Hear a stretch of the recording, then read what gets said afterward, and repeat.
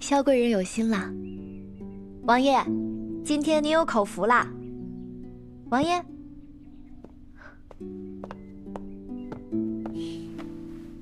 王爷，怎么这么烫？福公公，举盆冷水过来。这，王爷，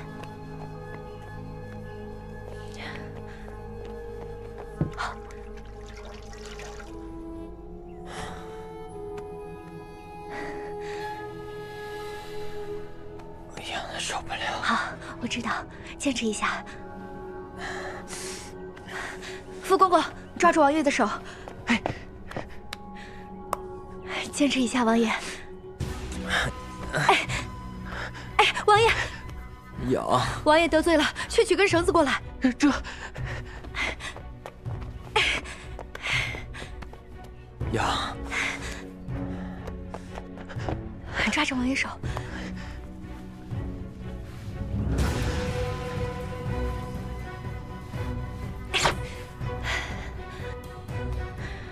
不行，还是得去太医院，再去取一个这样的方子。别走，留下来陪本王说说话。说什么？就说你家乡的故事。我的家乡无趣的很。那就说你家乡的那个男朋友。王爷还记得这个人呐？好，也不是不能说，他叫安景瑜，而且模样呢是1等1的俊朗潇洒。就这样，他一炮而红，靠最后一场演唱会奠定了他第1乐师的位置。他从无名小卒变成了第1乐师的故事，确实很厉害。但是你说他出名靠团宗，其他靠音宗是什么意思？这些话本王都听不太懂啊。没听过正常，是我家乡的土话，听不懂也正常。你们家乡的话真奇怪，比《山海经》还怪。后面你说的粉圈、打头、应援又是什么意思啊？他出圈是靠一部剧，剧是什么？他的哭戏很糟糕，但靠颜值出圈，这个出圈是什么意思啊？什么圈都不是，因为我刚刚太困了，困得我都胡言乱语了，我也不知道为什么。你的胡言乱语总能自圆其说。王爷，烧已经退了，天色不早了，赶紧睡吧。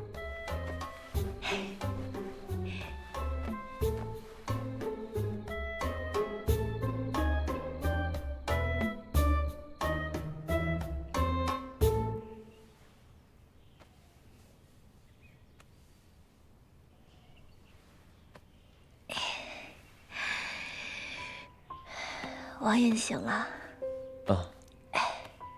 王爷感觉，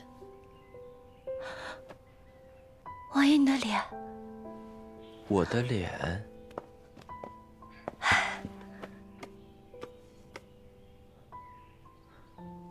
痘疹都退了，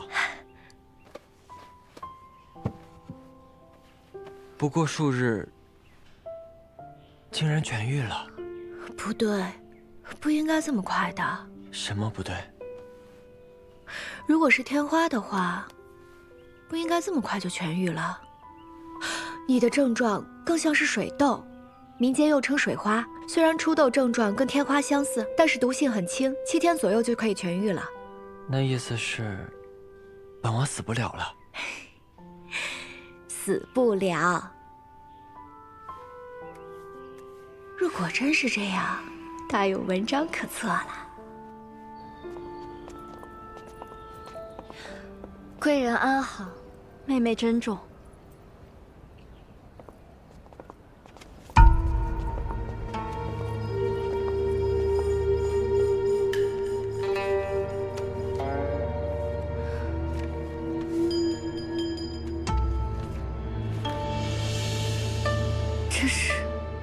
越紧的笔记。天花一事乃兰贵妃设局，她借此事令端妃失宠。此事之后，她必会独掌后宫，皇后之位与她只有一步之遥。她为人跋扈，若真得势，后宫必定日子难过。我有一计，能助姐姐借势而起，与她分庭抗礼。但此计需赌，成则飞升，败则粉身。不知姐姐可愿一试？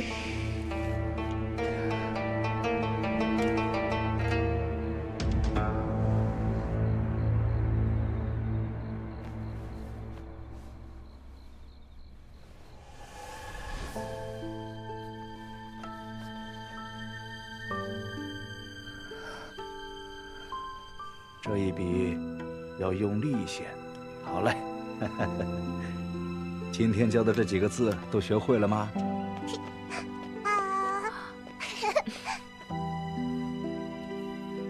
你和我给你背首诗吧。慈母手中线，游子身上衣。临行密密缝，一口迟迟归。谁言寸草心，报得三春晖。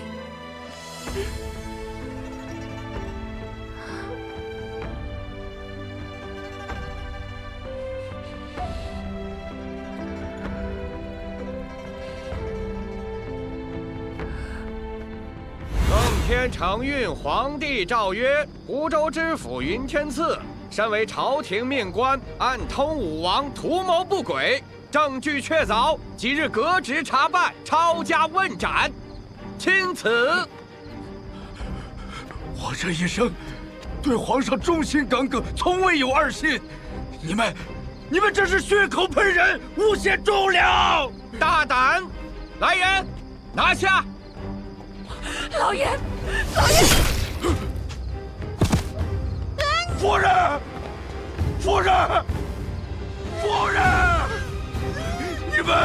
我跟你们拼了！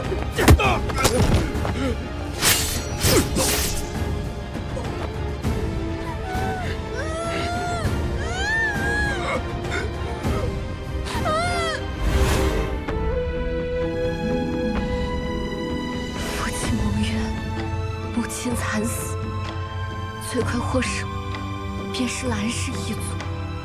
谁都可以做皇后，唯独兰贵妃不可为后。我本就是带着一条命进宫的，何惧一世？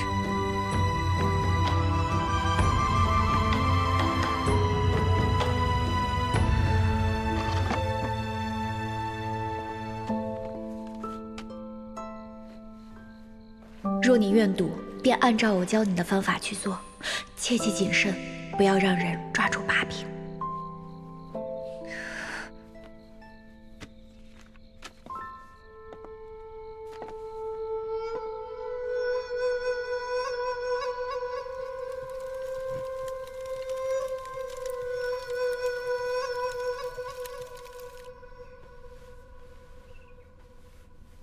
听说城外难民都已妥善安置，城中疫情减缓。如今宫里只剩下端妃和14，并无新染病例。如今他们都已无大碍，总算是熬过去了。多亏了你献上的药方，臣妾不敢居功，全靠皇上运筹帷幄。禀皇上，贵妃娘娘，端妃宫中来人说，端妃娘娘情绪激动，动了胎气。可传了太医？已传了太医，只是听宫女们说，端妃脾气很大，宫人们都很害怕。听说孕妇最忌情绪不稳了。朕先去看看她。一个个都是什么东西？一个个的趋炎附势。本宫协理6宫之事，这些东西，哪一个不是先经着本宫挑选的？如今他协理6宫，竟然抽出给本宫穿小鞋！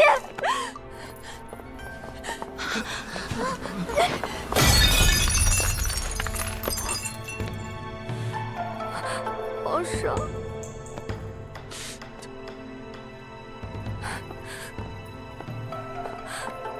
皇上，你可算来了，一定要给臣妾做主啊！悍妇！皇上。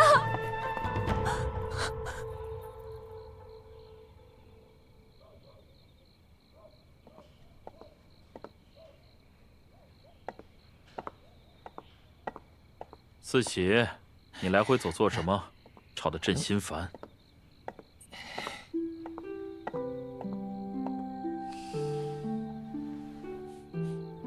皇上，是臣妾。惠贵人，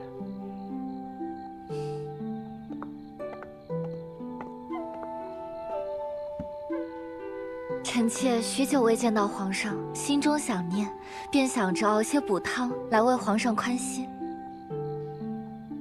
皇上，您这手怎么受伤了？无碍，小伤而已。虽说是小伤，但也伤在龙体啊。四喜公公，劳烦您拿些伤药过来。这。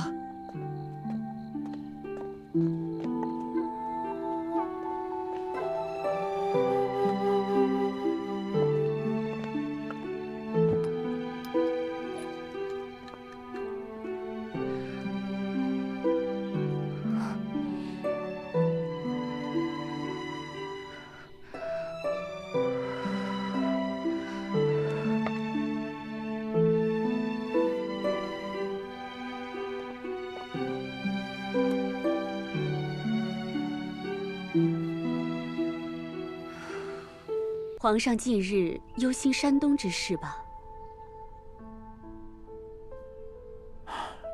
灾情本早已平定，却有人贪墨赈粮，激起民愤，眼下已有数处哗变。竟有此事？听说主事的是端妃之父，他一向谨慎，怎会出此纰漏？此事尚无定论，朕不愿妄下判断。皇上，来喝碗汤吧。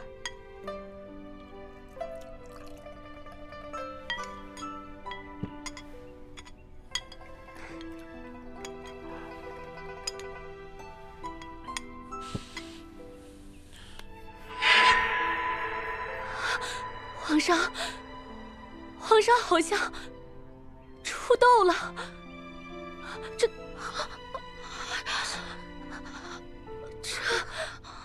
给朕把镜子拿来！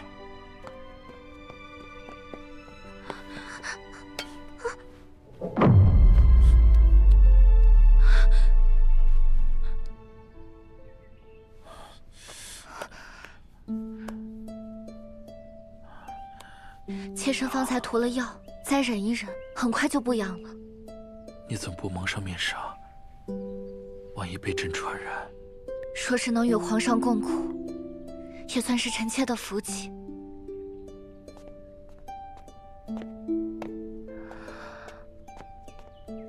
药煎好了，请皇上服下吧。臣妾来吧。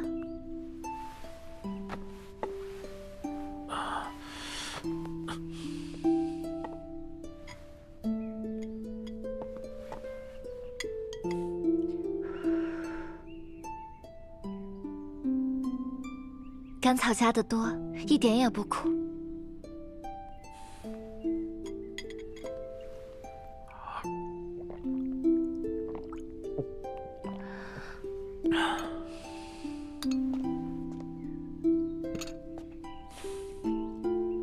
朕这一病，倒是看清了人心。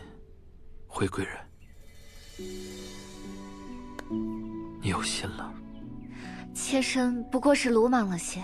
其他姐妹也对皇上忠心一片，只不过不敢打搅皇上休息。惠贵人真是个醇厚之人，妾身只盼皇上能安心养病。只不过，臣妾觉得这场斗争来得蹊跷。哦，何出此言？端妃娘娘因养胎足不出户，却偏偏是第一个感染斗争的，这事儿未免也太巧了。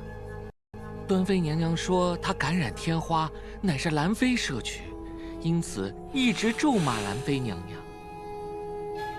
司机，奴才在。给朕彻查此事。这。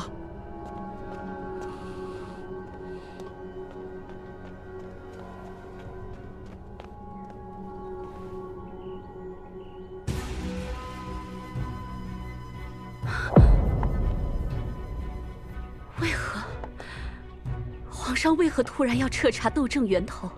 前清宫传来的消息说，皇上染上了斗症，每日痛苦难熬，难免多思所想，觉得斗症流入后宫一事疑点重重。此事虽然我们做得干净，可若严查，难保没有疏漏。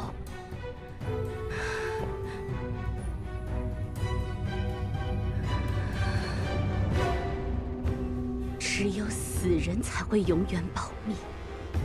你去一趟，该消失的人，就让他永远消失。可端妃曾指名道姓地指证过我们，当时太后和皇上只以为她因憎恨贵妃娘娘才胡乱诬告，万一人死了，岂不是我们嫌疑更大？管不了那么多了。如果证据落到他们手里，本宫就全完了。如果他们没有证据，就算他们怀疑本宫，也奈何不了本宫。哼，你赶紧去将此事办妥。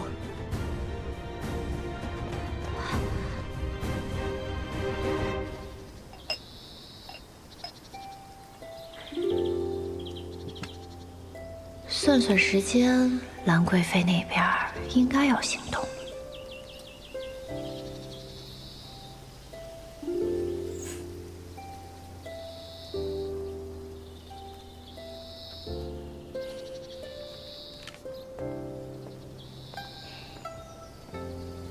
王爷，我想请您帮个忙。坐下。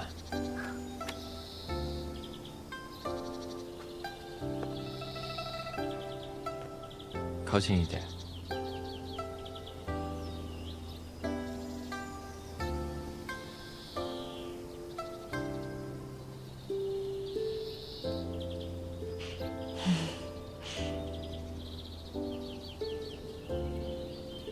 可以。我都没说什么呢，你就答应这么痛快？那我要是让你去杀个人呢？这是本王的令牌，本王的手下任你差遣。不用，我只是想让您帮我救个人。可以。谢谢王爷。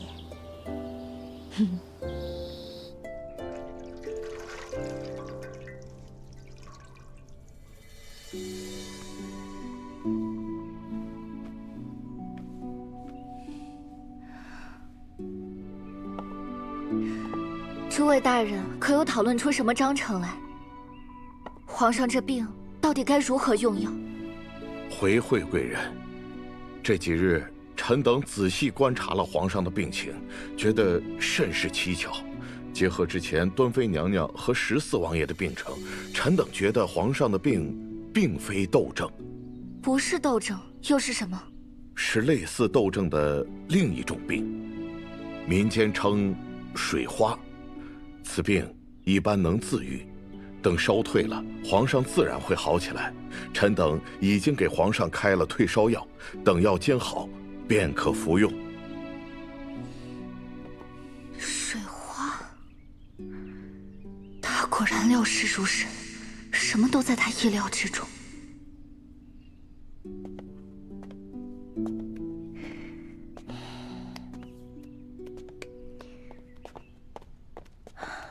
你要本王替你救的人，本王已经救了。谢谢王爷。本王的人赶到时，他都已经快不行了。你果真料事如神。凑巧，凑巧而已。过来跟本王用膳。好。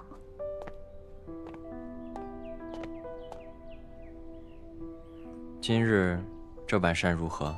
很丰盛。和往日可有什么不一样？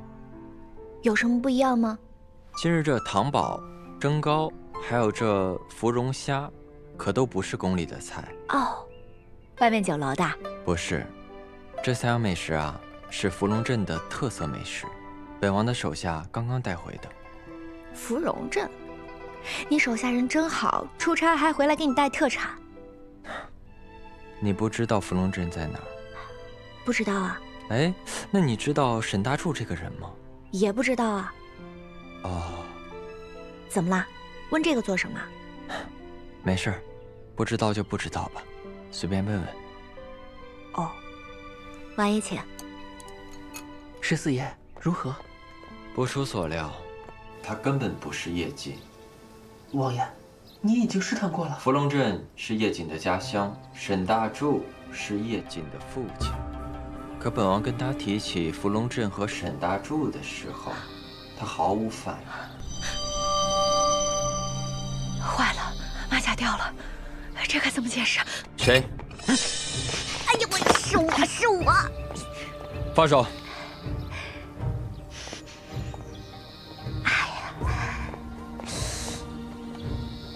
头。下去吧，此事交给本王处理。这。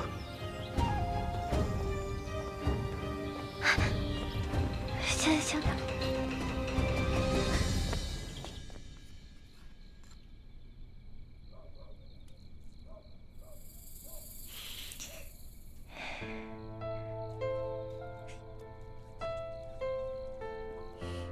其实我是个孤女，被我赤绝户的叔叔卖进了青楼。当时我拼命地跑了出来，但是我没有钱，差点饿死。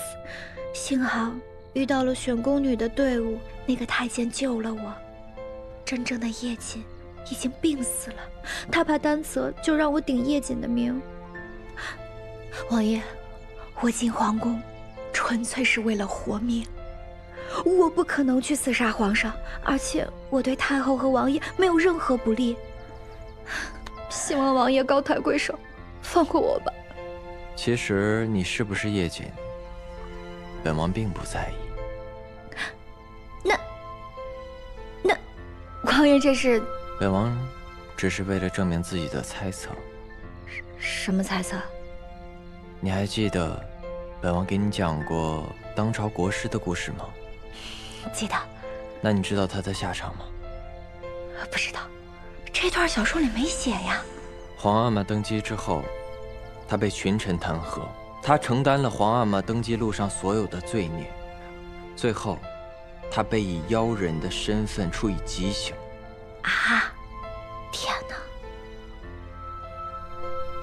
你所有的卷宗，本王都已经销毁，叶锦的父母也都安排妥当。从今天起，你就是叶锦，记住了吗？记住了，我记住了。我自己来，谢谢王爷。皇上，皇上。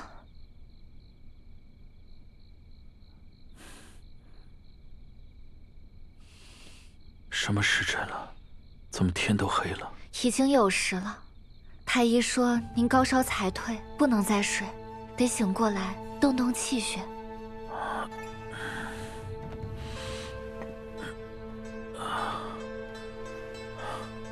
你这奴才怎么在这里？朕不是让你去彻查斗争源头之事了吗？回皇上，奴才已经查清了。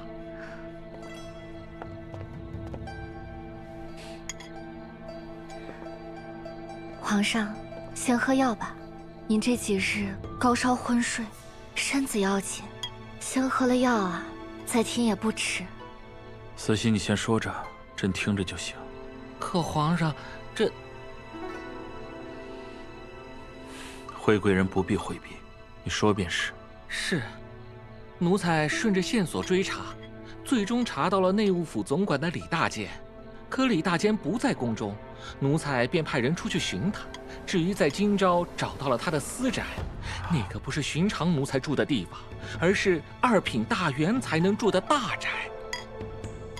奴才正打算请他回宫，谁想半路有人要暗杀他，他吓破了胆，一听是皇上传召，不等用刑就立马全招了。端妃之事确是人为，而幕后的主谋是兰贵妃。毒妇，狠毒至此，这样褫夺她的封号，废了她的贵妃之位，慈禧传旨。皇上，此事太后也知情。太后的意思是家丑不可外扬，此事处理的不可太过高调。皇上，切莫动气，当心气坏了身子。传旨，兰贵妃性格跋扈，骄纵无礼，藐视皇权，逼宫反省3个月。那个李大监胆大包天，行凶谋害皇嗣，罔顾王密，斩立决。奴才领旨。四喜公公，您怎么来了？啊，许是我落下了什么东西？可不是，惠贵人，这是落下了天大的恩赏。惠贵人接旨。奉天承运皇帝诏曰：贵人钮祜禄氏之惠，德才兼备，勤勉柔顺，雍和翠纯，性行温良，甚为朕心。自养承皇太后慈谕，册封为嫔，钦此。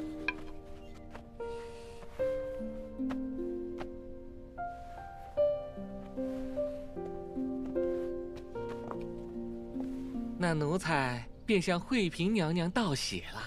从此，这娘娘不只是小主，便是这真正的一宫之主了。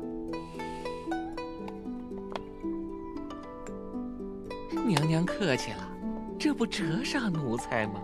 往后还要仰仗四喜公公多多关照。公公若是不收，便是和我见外了。那奴才便谢过娘娘了。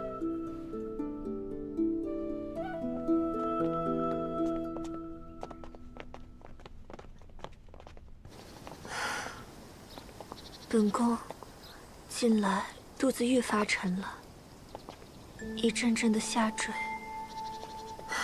本宫真是懒得再动弹了。就是这样，才需要出来走一走，这样等到临盆的时候就不会太遭罪。昨夜，本宫做梦梦到额娘了。那是老夫人在惦念娘娘呢。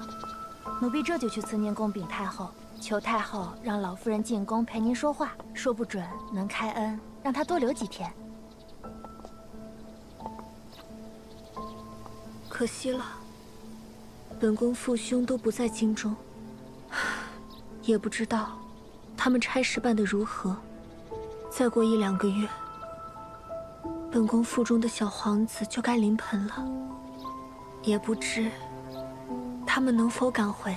一定能。哎，娘娘，您看那边的花开得多好，咱们去看看。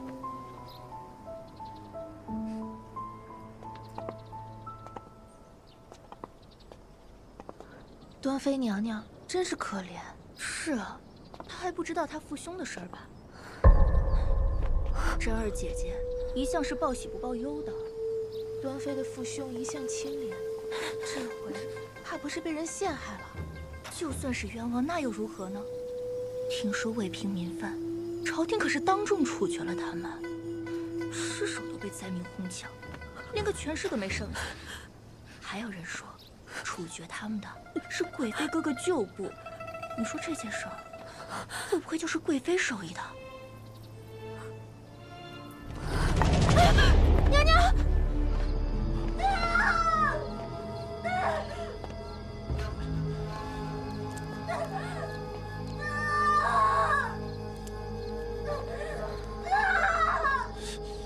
这马上就要临盆了，怎么会突然就动了胎气呢？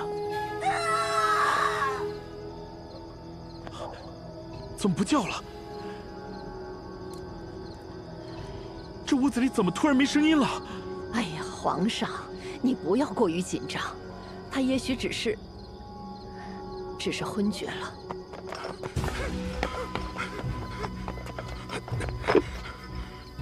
皇上太好，微臣尽力了。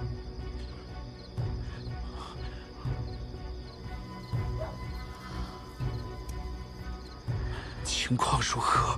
端妃娘娘早产，是个男胎，出来时已经窒息，没能救活。端妃呢？端妃如何了？端妃娘娘失血过多，又伤心过度，微臣已经尽力施救了，却无力回天呐。皇上，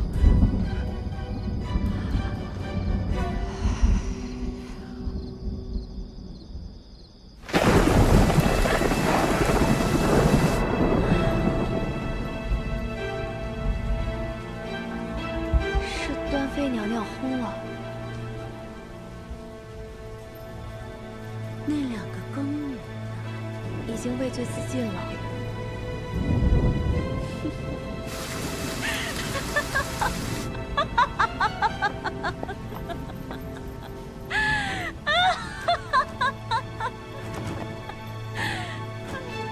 端妃妹妹，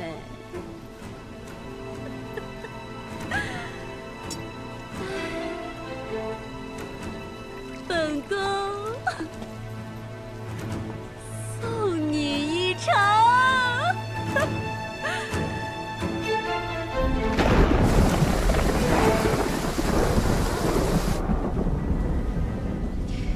小说里，端妃最终也是因为家族超长而死，但那应该是很往后的事情了。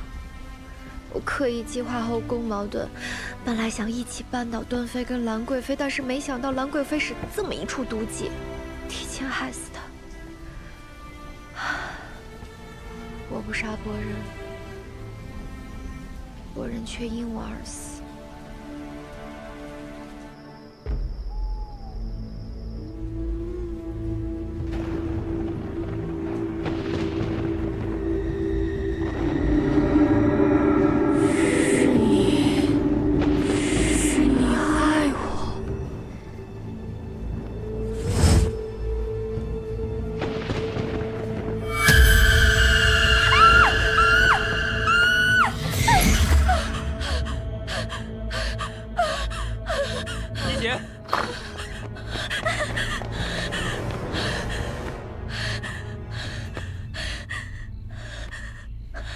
不怕，不怕。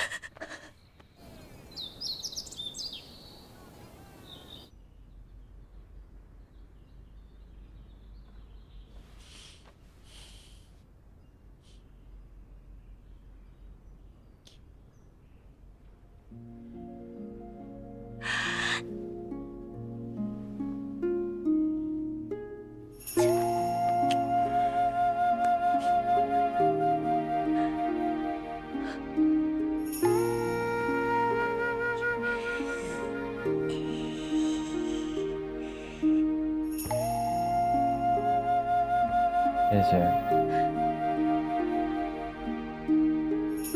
幻觉，幻觉。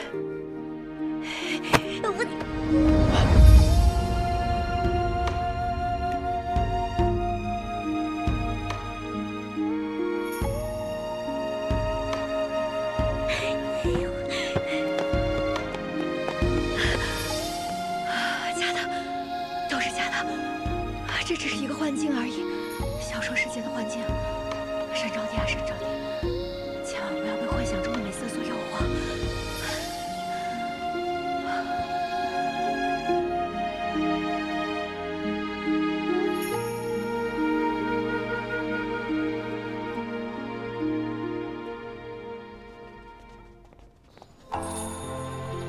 兹尔威武将军之女，佟家氏宝珠，笃生明族，聪慧贤德，品性端雅，滋养成皇太后慈玉，册封尔为德品钦此。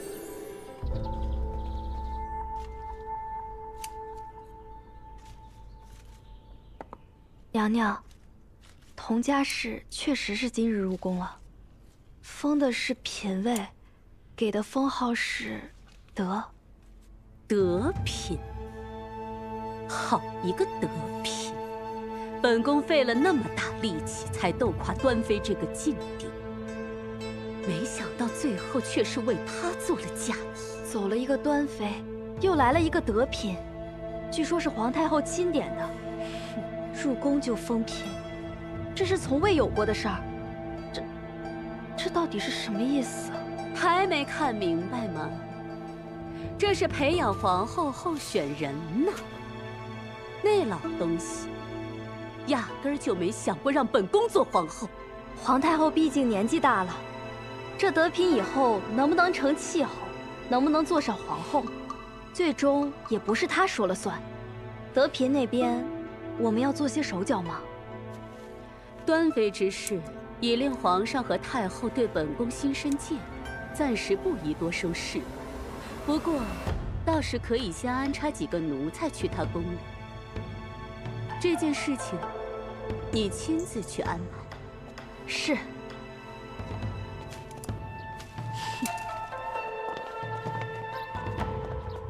14王爷，14王爷，我们又见面了。拜见德嫔娘娘。14爷似乎对我的出现一点也不吃惊。皇上的圣旨已昭告天下，无人不知。昔日王爷以腿瘸为由逃避婚约，如今看来，王爷的双腿已是无碍。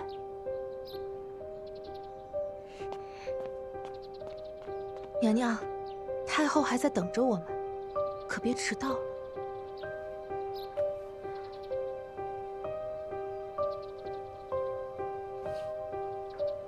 走吧。恭送娘娘。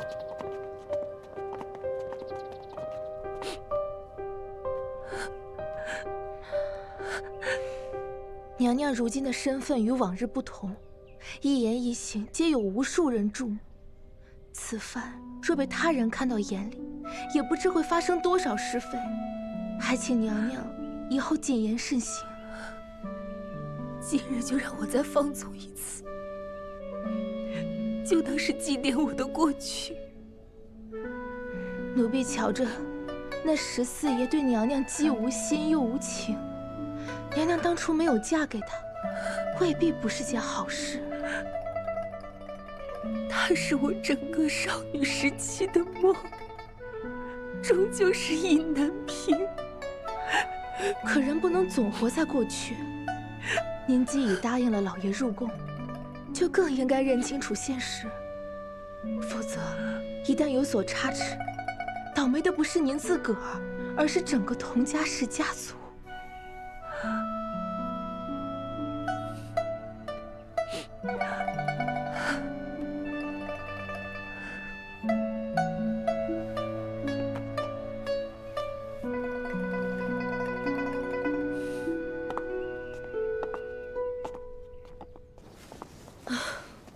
同样都是做宫女的，怎么我们这么命苦啊？如今叶瑾和14爷同吃同住，14爷还亲口承诺给了名分，这以后一出宫便是侧福晋，而我们两个至今还在做粗使宫女。哎呀，是呀，我们与叶瑾同时入宫，可现在呢，混的可真是天差地别。喂，你们两个！奴婢见过德嫔娘娘。本宫刚听到你们说到什么叶瑾、14爷，你们刚刚在聊什么？我们只是随便闲话，以后再也不敢了。起来吧，你们不用害怕。本宫瞧着你们两个甚是伶俐，做洒扫宫女有点太屈才了，以后来殿内伺候吧。奴婢多谢德嫔娘娘。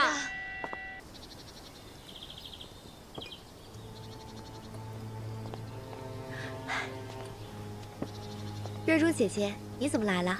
德嫔娘娘想念你做的点心，特意求到太后那儿，想要你做点心的方子。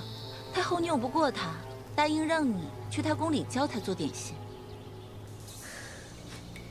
如果你实在不想去，我也可以去回太后。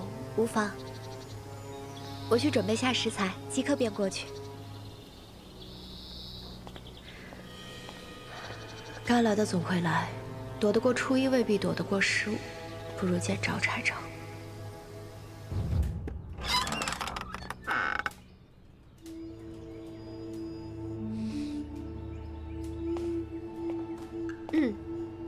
我们德嫔娘娘要吃你做的苹果糕，限你在半个时辰之内做好。半个时辰，至少得给我2个粗使宫女烧火揉面吧？没有，我们娘娘才刚进宫，宫中的事务还未安排妥当，哪有人安排给你？你们俩不是人吗？你们2个既然这么闲，就留下来给我烧火吧。我们如今可不是粗使宫女，是在德嫔娘娘殿内伺候的2等宫女。就是，你自己先忙着吧，半个时辰之后我们再来取糕点。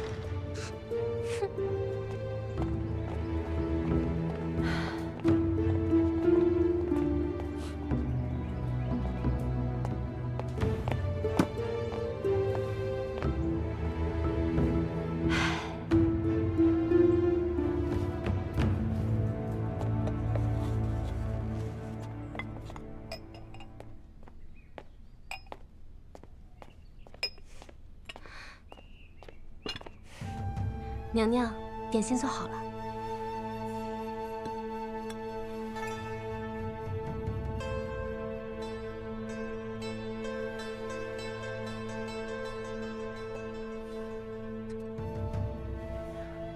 糖放多了，让她重新做。是。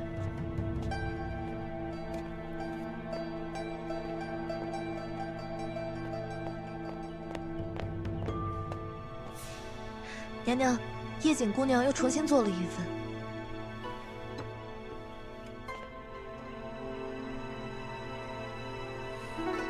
淡了，重做。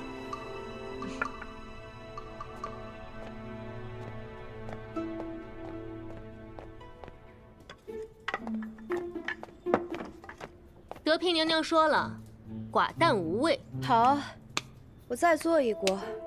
要是这次再做不好，再做不好就再做一锅。德嫔娘娘有的是耐心，你在这儿跳什么脚？你什么你？闲的？来，给我生火，过来。哎，你想得美，还不走？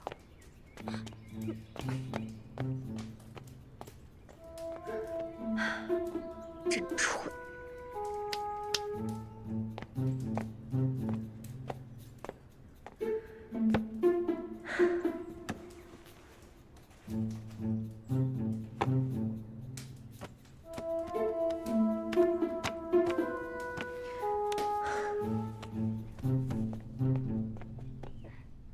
太油了，太干，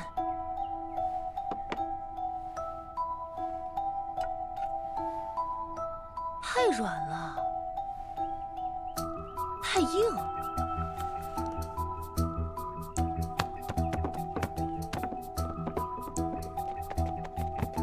这个颜色，本宫不太喜欢。这个花纹，本宫也不喜欢，形状不太好，太凉了。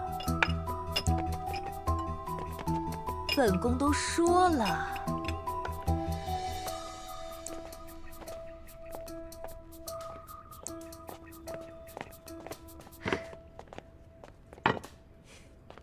娘娘说了。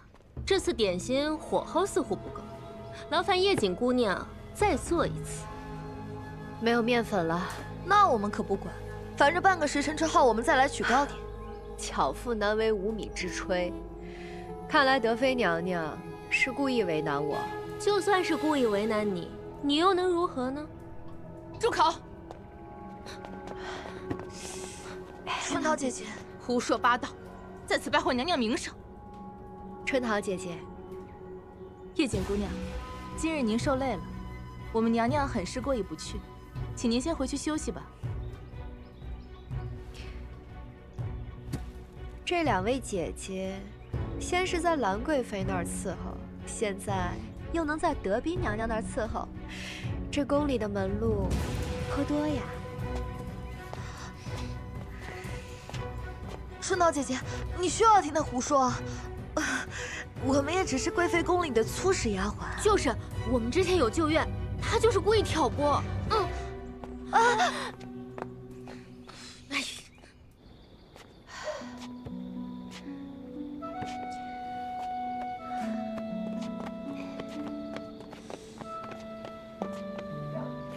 王爷，你这是怎么回事？我去做了会儿糕点。这糕点又不是第一次做，怎么这次弄成这样？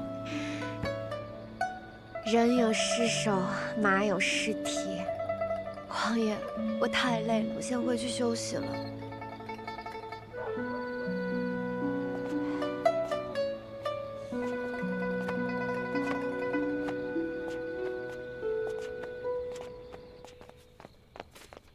王爷，奴才问清楚了，是德嫔娘娘竟然招了叶锦姑娘过去，说是喜欢吃叶锦姑娘做的点心，想让叶锦姑娘亲自教她做。知道了，下去。这。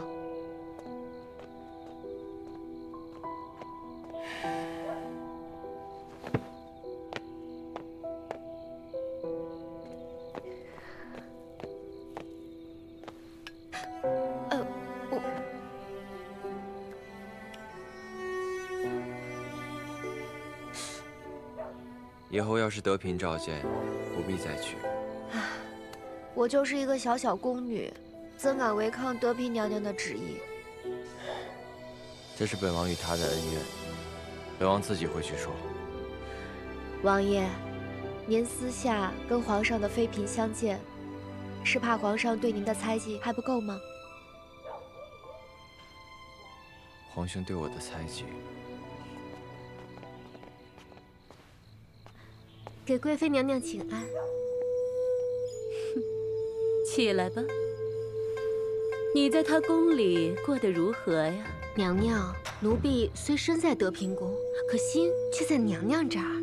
本宫知道你的忠心，等此事一了，本宫身边1等宫女的位置便是你们的。谢娘娘。娘娘，外面虽然都说德嫔得宠，可皇上宠幸她的次数屈指可数，而且即便来了，两人相处也是淡淡的。哦，奴婢侍奉德嫔午睡时，曾亲耳听到她梦中低唤14爷。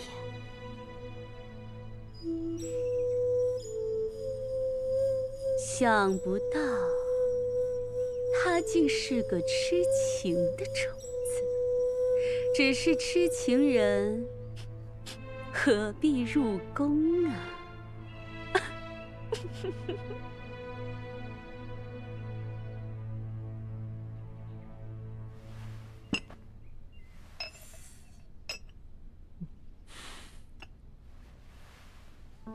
德嫔进宫已经多日，听闻皇上对她颇为冷淡。额娘不是不知道，她从一开始就对朕无意。她心里装的是14，朕何必去讨好一个心不在朕身上的人？额娘明白，额娘也不是偏疼他，他是他父亲威武大将军亲自送来的。可是皇上，你要知道，兰家在前朝势头太大，兰世恒在边关手握重兵，兰贵妃在后宫专宠独大，难免滋生不安呐。哀家只是借他平衡一下。孩儿明白这个理，只是理归理，心归心。他既无意，朕便不勉强他，朕会护着他的颜面，不至于让人笑话。说清皇上每次来后宫，10有8九都会去我那儿坐，就算是不留宿，也会陪我用膳说说话。可我这心里呀，总觉得不安稳。这皇上待你是有几分真心的，帝王之心，最是难测。那兰贵妃犯下如此大错，皇上却仅仅将她禁足，说她复仇，第一个清算的人便是我。还有那德嫔，她一入宫便是嫔位，看她的眼神，也不是好相与的主。说是我妹妹，为何如此看我呀？我记忆中的慧姐姐一向稳重冷静，进退有度，只是很少见你有如此焦虑猜忌的时候。我近日确实是太心急了，我只是想早日替父亲平冤。其实不用着急，皇上对兰贵妃已生厌恶之心，只是忌惮她的父兄。至于德嫔，他心中没有皇上，哪怕是站在高位，皇上也不会把他放在心上。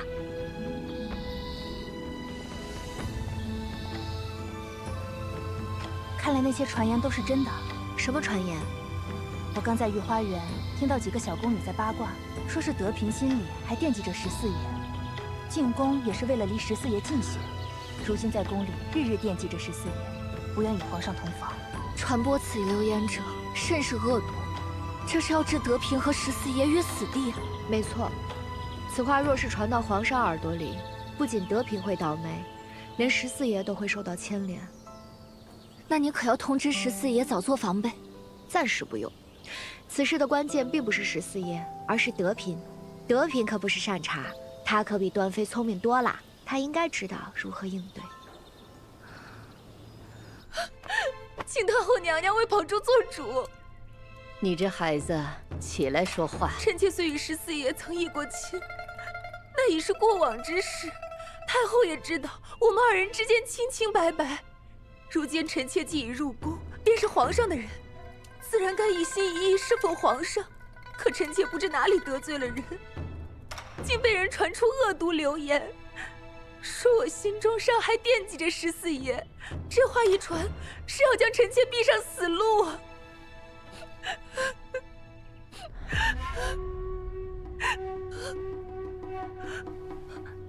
太后娘娘，你是个聪明的孩子，事到如今，有些话哀家不得不说。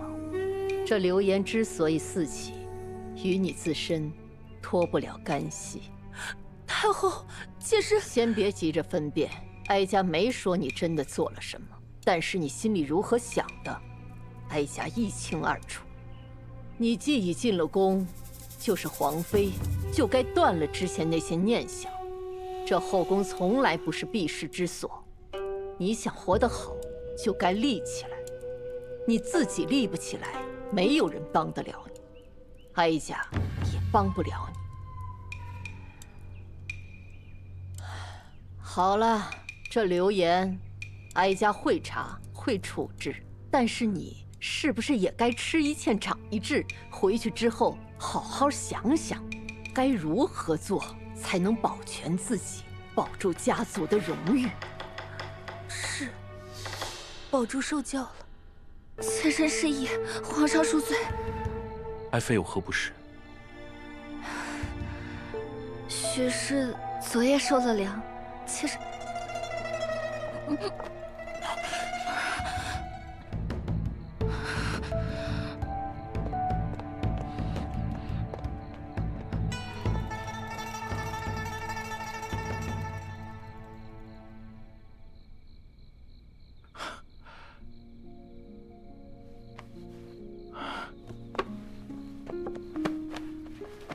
恭喜皇上，贺喜皇上！惠嫔娘娘有喜了，喜脉稳健。赏！今日在场所有人皆有重赏。谢皇上。走。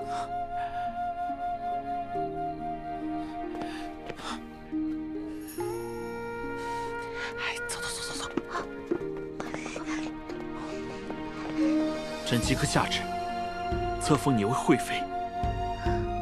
皇上，树大招风，妾身害怕，像端妃娘娘那样，保不住这个孩子。不，别胡思乱想。你和端妃不同，你不仅是朕皇长子的生母，更是朕心目中最合适的中宫人选。朕绝不会让你和孩子受到伤害。臣妾从未妄想过这些，只求能平安守护腹中胎儿，无愧圣喜。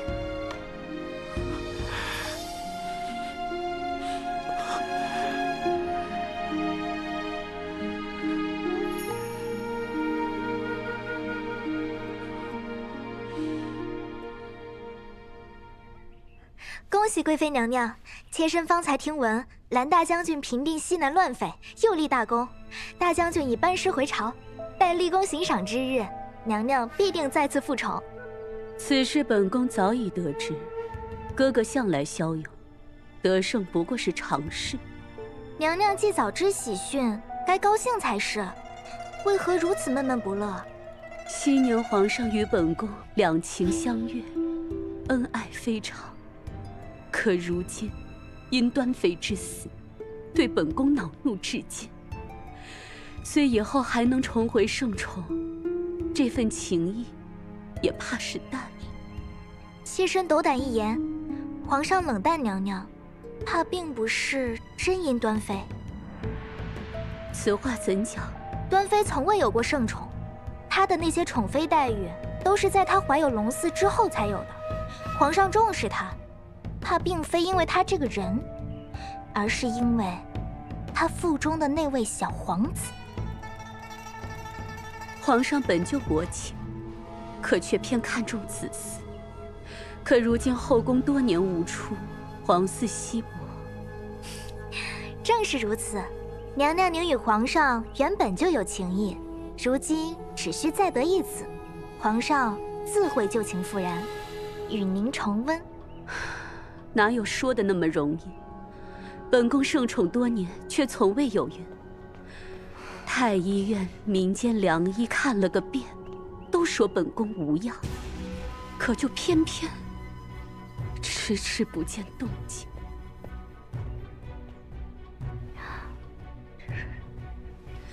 什么？惠嫔怀孕了？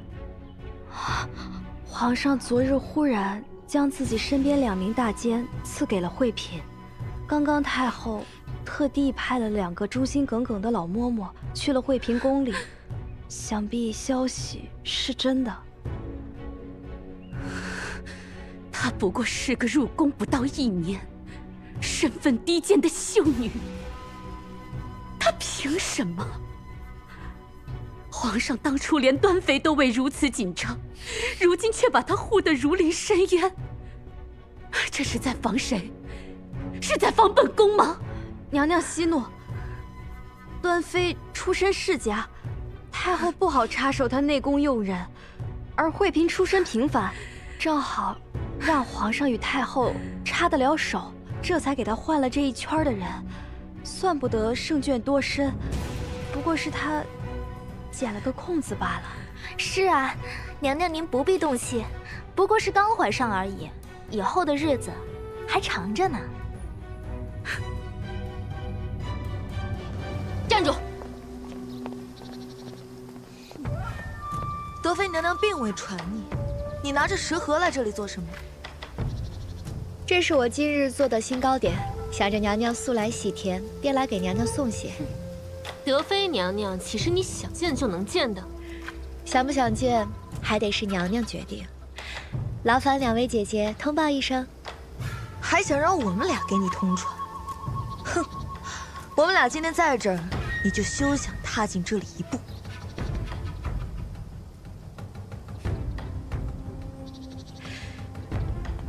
你说你们2个既坏又蠢，被人利用了还不知道命不久矣。我要是你们2个呀，肯定找个由头调离此处，说不定还能保一条命。你竟敢咒我们！叶锦姑娘来了，春桃姐姐，可巧，我们娘娘正念叨着您呢，快请进。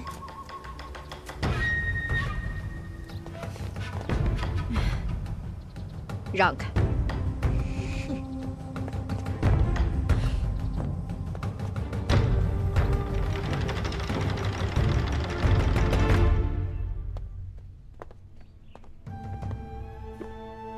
奴婢见过娘娘。听说你是来送点心的，怎么，不怕本宫为难你？今日这份点心不仅是吃食，还是药，能治娘娘的心病。心病？本宫有何心病？这道点心名叫虔诚，不知娘娘是否有兴趣它的做法？有趣。一个小小的宫女也想教本宫虔诚？娘娘，您容貌美，家世好，并不屑于后宫争宠。奴婢确实佩服您的高洁，但这并不是后宫生存之道。前几日的流言蜚语，想必娘娘也已清楚。若非太后的雷霆手段，想必娘娘和您娘家的名声早已践踏至泥地了吧？那你认为本宫该怎么做？娘娘要想在后宫过得舒心，必须得有地位和权势，而这两样只有皇上才能够给您。争宠不一定要侍寝，若是娘娘能够利用自身优势，说不定有别样方式可走。本宫的优势？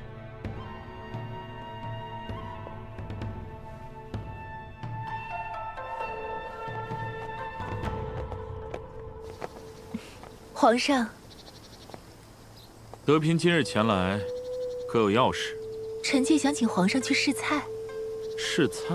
皇上是知道臣妾的，臣妾喜欢吃，也喜欢研究一些点心菜式。臣妾自从入宫侍奉皇上，就一直想根据皇上的口味研究一些新菜式。臣妾研究了许久，如今总算是小有所成，所以今日特请皇上来我宫里验证成果。德嫔可真是良苦用心呢。臣妾入宫就是来伺候皇上的。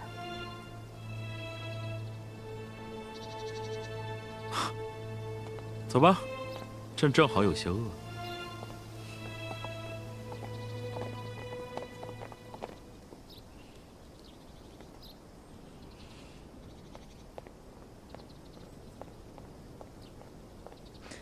四喜公公刚差人来告诉娘娘，皇上今儿不过来用早膳了，说是去了德嫔那里。知道了。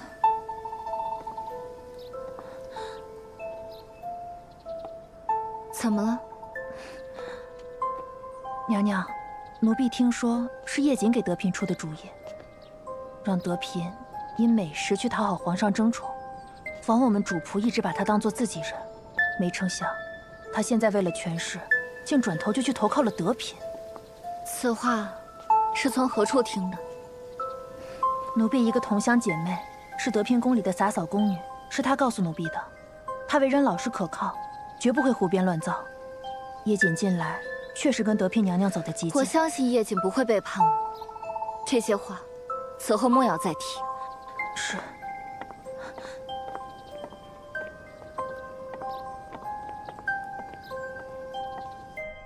太后，这是今年的新茶。哦，新茶。我来试试。不错啊。儿臣给皇额娘请安。皇额娘近来身体可还安好？托你14弟的福，老太婆这身体已然大好。皇儿，你这是刚下朝，不去御书房批折子，又闲心来哀家这儿。朕想向皇额娘请个主意。你这亲政多年，什么事还需要哀家帮你拿主意？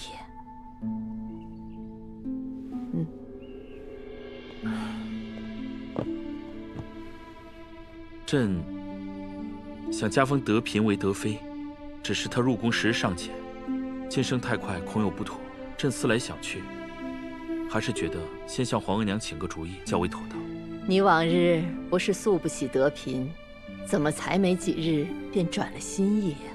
朕与德嫔并无情谊，只是她聪慧果决知进退，是个可用之人。后宫无贤德之主，不能一人独当。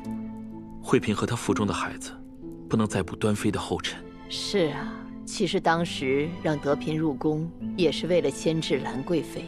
如今既然她想通了，哀家也乐见其成，愿意给她个体面。不过兰大将军即将凯旋回京，他可是大功臣，兰贵妃的禁足也就解了吧。朕正有此意。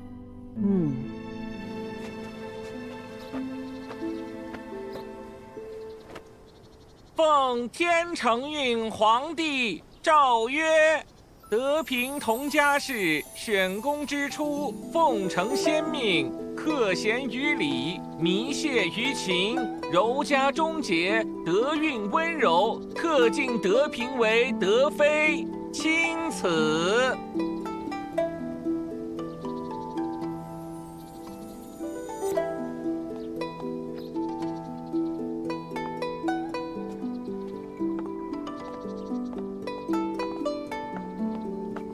奴才恭喜德妃娘娘。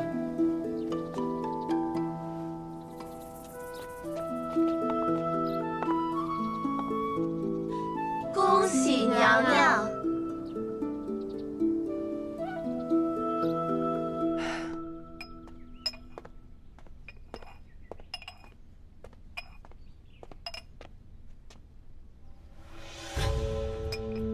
奴婢恭喜德妃娘娘得偿所愿。起来吧。谢德妃娘娘。这都是你的功劳啊！若不是你向本宫献计，本宫怎会想到不必侍寝，不必曲意逢迎，单凭一顿饭竟能打动皇上封妃？若是说出去，怕是没人信。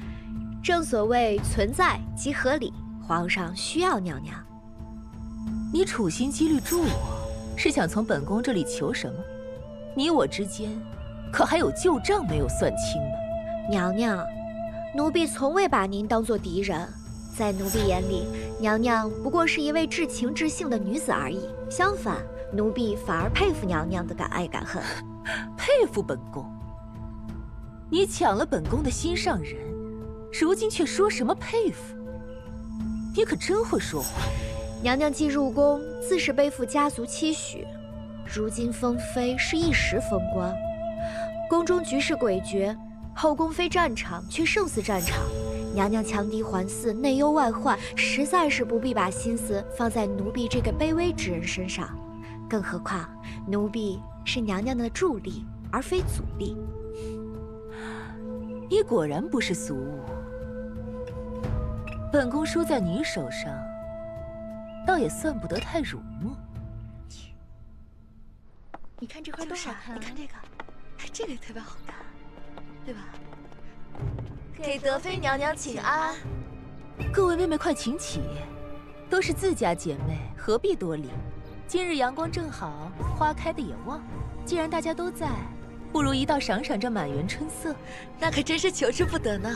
能与娘娘同游，是我们的福气。